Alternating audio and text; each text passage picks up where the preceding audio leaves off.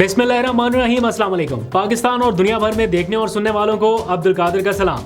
Chairman PTI Imran Khan ने ना सिर्फ आखिरी लम्हात में खेल बदल दिया है बल्कि अपने खिलाड़ी भी बदलना शुरू कर दिए हैं।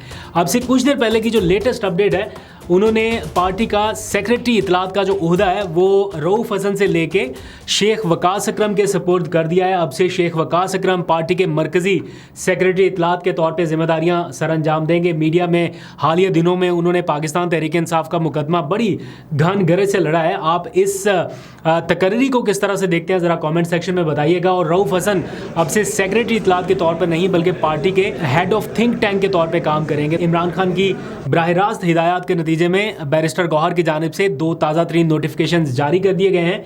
रऊफ हसन के पास काफ़ी नॉलेज है और बहुत ग्रिप है उनको नेशनल और इंटरनेशनल इश्यूज़ के ऊपर, और ख़ास तौर पर इंटरनेशनल मीडिया से इंगेज करने का उनका बड़ा तजुर्बा है। तो पॉलिसी थिंक टैंक के हवाले से भी वो बेहतर काम कर सकते हैं। तो लेट्स सी आगे चल के कैसे काम करेंगे। पिछले कुछ दिनों से हमने देखा कि रऊफ हसन वो पहले जैसी घन गरज के साथ आ ही नहीं रहे थे। जब से उनके साथ एक दो मामलात हुए, पहले उनके चेहरे पे ज़ख्म आया एक हमले के नतीजे में, उसके बाद तो बल्कि और ज़्यादा एग्रेसिव हो गए थे। लेकिन जब से वो गिरफ्तार हुए पार्टी के मरकज़ी दफ्तर से और उनके ऊपर दहशतगर्दी के मुकदमात और वो जो सारा एपिसोड हुआ ना, मुझे ज़ाती तौर पर लगता है कि उसने रऊफ हसन को बहुत तब्दील कर दिया और वो पहले जैसे रहे ही नहीं। प्रेस कॉन्फ्रेंस में भी उनकी वो घन गरज नहीं रही और वो काफ़ी मोहतात हो गए। ऑल दो के वो पार्टी के साथ चल रहे थे, लेकिन उनके लहजे में और बातचीत करने में थोड़ी सी तब्दीली महसूस हो रही थी। तो हो सकता है उन्होंने खुद ही ये रिक्वेस्ट की हो कि वो अब किसी और ओहदे पे जाना चाहते हैं।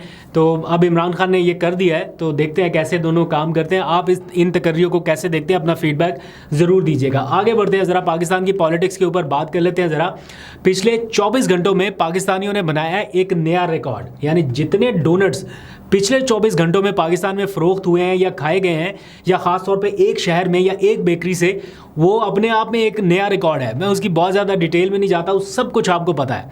लेकिन मेरा ख्याल है अब ये सारा एपिसोड काफ़ी ज़्यादा हो गया। ये बेकरी बंद भी हो गई, पुलिस भी पहुंच गई, तस्वीर भी बन गई, वीडियोज़ भी हो गई। लेकिन अब ज़रा काम की बात सुने, बहुत अहम और बहुत सीरियस संजीदा मसला है। अक्सर कहा करते हैं ना, इमरान खान साहब भी कहते हैं और भी बहुत सारे लोग कहते हैं कि पाकिस्तान इस वक्त दोराहे पर खड़ा है, यानी क्रॉस रोड्स पर खड़ा है। इमरान खान उसके लिए क्रॉस रोड्स का वर्ड यूज़ करते हैं, या डिफाइनिंग मोमेंट अक्सर कहा करते हैं। तो इस वक्त ये जो लम्हात है, ये जो जारी लम्हात है, ये असल में पाकिस्तान के लिए वो डिफाइनिंग मोमेंट है जिनमें फैसला होना है कि अगले 30-40 साल में पाकिस्तान कहाँ पर जाएगा, किस समत में जाएगा। इलेक्शन कमीशन के हालात आप देख रहे हैं, सुप्रीम कोर्ट में जो हो रहा है वो आप देख रहे हैं, आइन के साथ क्या हो रहा है वो आप देख रहे हैं। इलेक्शन कमीशन ने आज एक बार फिर सुप्रीम कोर्ट के फैसले पर अमल दरामद की बजाय सुप्रीम कोर्ट में एक और मुतफर्रिक दरख्वास्त दायर कर दिया कि हमें अभी भी अबहाम है और हमें वजाहत दरकार है। फैसले के ऊपर अमल दरामद नहीं हो रहा, वजाहत के ऊपर वजाहत मांगी जा रही है। जैसे सुप्रीम कोर्ट कोई बाउंड है कि फैसले पर अमल दरामद से पहले बार बार वजाहत दे। एक बार सुप्रीम कोर्ट अपना मुख्तसर फैसला जारी कर चुका, अमूमन ऐसा होता है कि उस मुख्तसर फैसले के साथ ही अमल दरामद शुरू हो जाता है, नहीं हुआ। उसके बाद वजाहत मांगी गई, सुप्रीम कोर्ट ने बड़ेपन का मुजाहरा करते हुए वो वजाहत भी जारी की, उसके ऊपर अमल दरामद नहीं हुआ। फिर 70 सफ़ात पर मुश्तमिल फैसला जारी हुआ, अभी भी इलेक्शन कमीशन को वजाहत दरकार है और वो पूछ रहे हैं सुप्रीम कोर्ट से कि जनाब हम आपके हुक्म पर अमल दरामद करें या पार्लियामान के बनाए हुए कानून के ऊपर अमल दरामद करें। एक तरफ पार्लियामान का वो बनाया हुआ कानून है जो कि सुप्रीम कोर्ट के फैसले पर अमल दरामद से रोकने के लिए बनाया गया। तो अब इलेक्शन कमीशन सुप्रीम कोर्ट से ही पूछ रहा है कि जनाब अब हम हमें बताएं कि हम उस फैसले पर अमल करें सुप्रीम कोर्ट के, या जो पार्लियामान ने बनाया, क्योंकि पार्लियामान तो सुप्रीम है, तो उन्होंने कानून बना दिया, तो अब हम उसकी तरफ जाना चाहते हैं या आपका फैसला माने, हमें अभी भी वजाहत दरकार है। जबकि सुप्रीम कोर्ट जो है वो बार बार वाजे कर चुकी है, लेकिन अभी भी सिचुएशन वहीं की वही है, कोई एक स्टेप आगे नहीं गया मामला। इसका साफ साफ मतलब ये है कि सुप्रीम कोर्ट का फैसला और आइन दोनों खतरे में है। इस वक्त जब मैं आपसे बात कर रहा हूँ, शहर इक़्तिदार में कुछ अहम मुलाकातें जारी हैं। उनमें से एक मुलाकात पीटीआई और मौलाना फजलुर रहमान के दरमियान हुई है, बल्कि अभी व्लॉग के दौरान वो मैंने चेक किया ख़त्म भी हो गई। ये पीटीआई और मौलाना का जो रोमांस है, बहुत सारे लोग कहते हैं कि बहुत जल्द एंड अप होने वाला है, क्योंकि मौलाना जो हैं वो हुकूमती कैंप्स में जाने वाले हैं। उन्हें शायद ये एहसास हो गया है कि हुकूमत हर सूरत में तरमीम मंजूर करा लेगी, तो ऐसे में अगर हुकूमत से बिगाड़ी तो सब कुछ हाथ से जाएगा। तो जो बार्गेनिंग पोजीशन इस वक्त मौलाना के हाथ में है उसे यूटिलाइज करते हुए वो शायद हुकूमती कैंप में चले जाएं। लेकिन अब से कुछ देर पहले जो पीटीआई का वफ्द मिलने गया था मौलाना के घर और सलमान अकरम राजा थे, उसमें शेख वकास अकरम थे, इन्होंने मुलाकात की है। सॉरी, शेख वकास अकरम नहीं, हामिद रज़ा साहब थे। ये दोनों हजरात उनसे मुलाकात करके जब बाहर निकले हैं तो इन्होंने कहा कि तासुर ये फैलाया जा रहा है कि मौलाना जो है वो हुकूमती कैंप्स की तरफ जा रहे हैं, लेकिन मौलाना ने आज हमें वाज़े किया है कि वो किसी सूरत पर अपने मौक़िफ़ से पीछे हटने के लिए तैयार नहीं है। और अभी तक काफ़ी हौसला अफजा पेशरफ्त हुई है जिसमें मौलाना की जानिब से ये कहा गया है कि वो किसी ऐसे इक़दाम में हुकूमत का साथ नहीं देंगे कि बाद में उन्हें फिर सफाइयाँ देनी पड़े।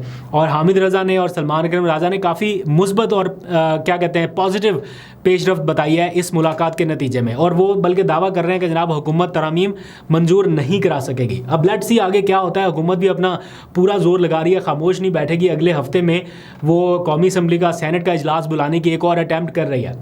मैंने आपको बताया था कि इमरान खान जलसों का जो माहौल है इसको स्ट्रीट मूवमेंट में बदलने का फैसला कर चुके हैं और इसका ऐलान किसी भी वक्त हो सकता है, और आज उन्होंने ये ऐलान कर दिया है।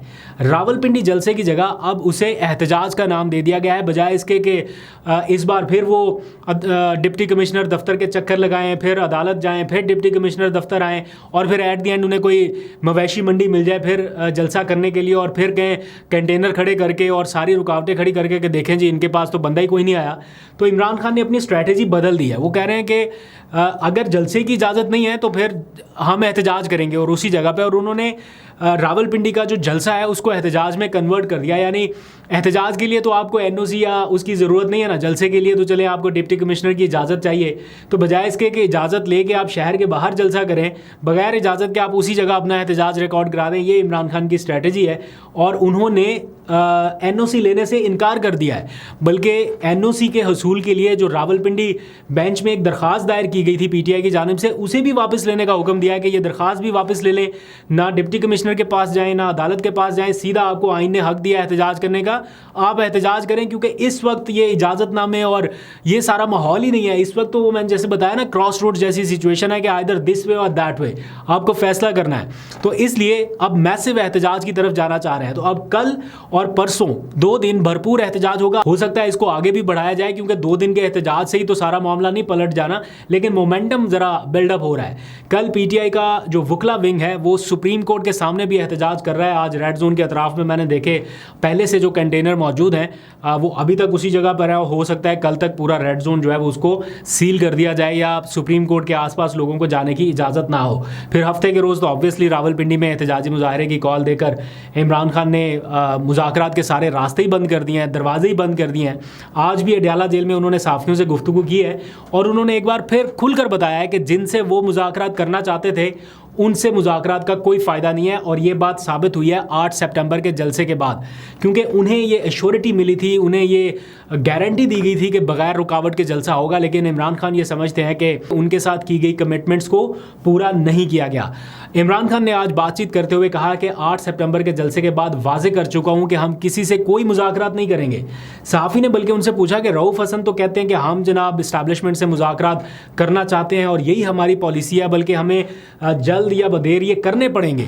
तो जवाब में इमरान खान ने कहा कि रऊफ़ हसन को कोई गलत फहमी हुई है, मैं अपने पार्टी के तमाम रहनुमाओं को कह रहा हूँ कि मुज़ाकरात का कोई फ़ायदा नहीं है।